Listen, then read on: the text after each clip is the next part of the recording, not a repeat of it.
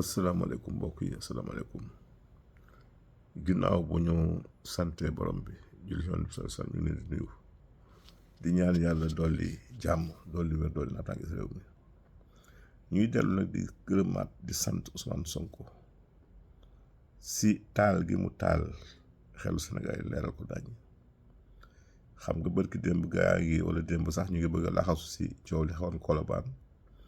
pour indi jeexi jaaxa entre ndaw ñi ak Sonko pour que ndaw ñi ak Sonko benn lañ ils parlent le même langage réeroowuñu te it defe naa li Ousmane Sonko wax leer na nangoon nañ ni voie publique kenn waru ko encombré yëpp dañ ko war a organiser defar dëkk bi defar tali defar yoon yi mais nag boo tegee nit si béréb di ko fay ko ay taxes mooy nangu ko te war na faa mën nekk kon soo xëyee bëgg ko fa jëlee da nga koy wutal fu mu nekk boo mu am ay mesures d'accompagnement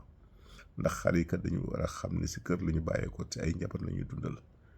te lii ñu nekk nii moo gën jël gaal yi te réew moo dem nag lii am na fa de waaw jaay si mbedd moom fépp la am même fañ koy bañ sax dañ koy wër-wërloo nit ñi mais dañ koy def kon fii nga xam ne fa lañ dëkk fa lañ moom war nañu wutal ay bunt yoon yu oyof yoo xamante ni dinañ fa mën a jaay te duñu gêner kenn kon loolu mooy mesure yi nga xam ne dafa la accompagner bi mais soo tëbee def ko nii rek jafe-jafe mën naa jutu loolu mooy benn bi ñaareel bi mooy DER bi nga xam ne Aïda Mbodj moo ko jiite gis ngeen li leen wax ni Sénégal yi liñ doon liggéey doy na waar yow jëlu projet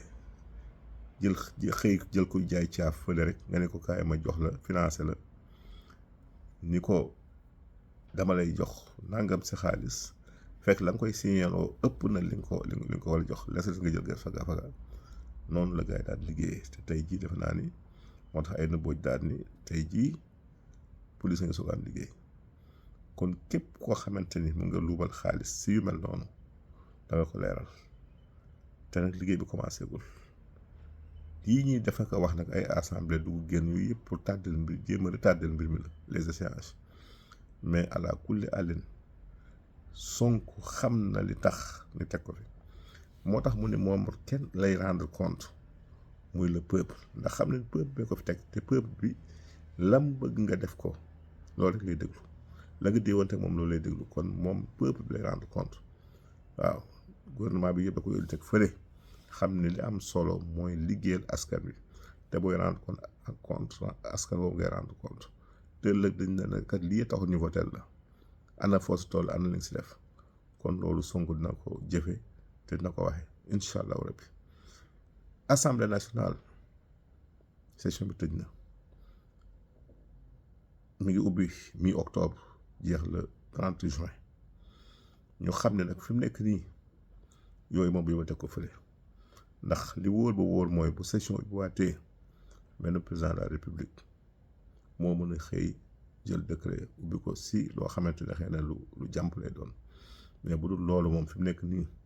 te ñii ma gis ñu doon defe naa ne accuser le conseil constitutionnel boobu ñoom danañ dem tey jii di ko ñaan pour ubbiwaat ab session extraordinaire pour l'Assemblée nationale loolu seen fukki ak ñaar xalaatu ko ndax ka nga daan tuumal boo ñëwee ba tey jii war nga am kersa jàkkaarloo moom naan ko dama bëgg ba nga dimbale ma ñu ubbiwaat session extraordinaire pour lijjanti am mbiru leneen kon assemblée moom fi mu ne nii ñu ko woon yëf yi féete na boor li fi des nag mooy président mooy xool ndax da koy tas wala du ko tas si ma xamam la te it war nañu xam ni député yi ba ñu leen falee ngoon nga ñu leen falee c'est la seen mission commencé c'est seen mandat commencé date boobee c'est la seen mission di jeex bu fa àggee nag ñaari ati mat ñu may bu ko neexee jël décret jeexal ko dafa tëggaat yenn élection yu bees te it loolu moo war a am sax loolu moo war a am ndax ñii nga xam ne ay jalgateeg luubal ak laqateeg laxas lañ fi nekk woon bàyyi leen ñu kon sax dafa gënul tëggaat mbir mi tegaat carte si yoon baatrewaat ko askan wi nañu tànn woon président ñu tànn si ay député yoo xam ne dañuy liggéey pour le peuple tey loolu la nit ñi soxla su ko defee ñu mën a doxal li nga xam ni moom la askan wi xaar muy le projet te loi d'orientation bii nga xam ni